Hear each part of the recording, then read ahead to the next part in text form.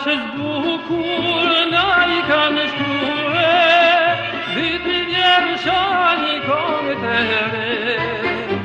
Boshës bukur na I kanë shkruhe, viti vjerë shani këngë të re.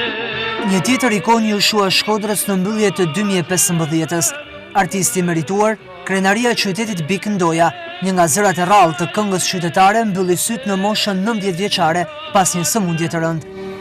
E dëgjoni luli, ban kërdije, unë gjati taj, qëni fjale kajli. Zëri melodios I skenës shqiptare, I cili interpretoi për vite me radhë këngët e spikatura të Shkodrës, këngë patriotike dhe jaret e famshme, lindi në 13 gusht të vitit 1925 dhe ishte një nga këngëtarët më të shuar të muzikës popullore shkodrane të gjysmës së dytë të shekullit të 20.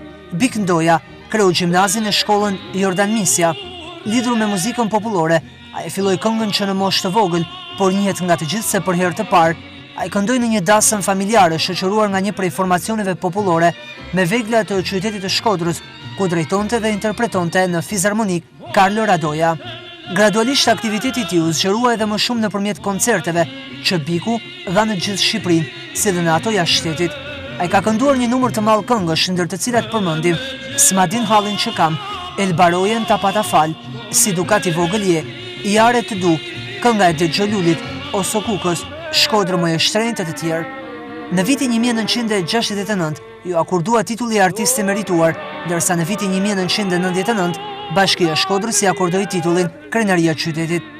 Në 2007 në Qendra Kombëtare Veprimtarive Folklorike I jep titullin interpretuesi shuar I jarës shkodrane, ndërsa në 2011 pranë institucionit të presidentit qëndron dosja për akordimin e titullit Mjeshtër I Madh, por që asnjëherë nuk ju dha nga ky institucion. Për herë të fundit, Bik Ndoja mori pjesë në një aktivitet artistik në vitin 2014, atë të ahengut shkodran.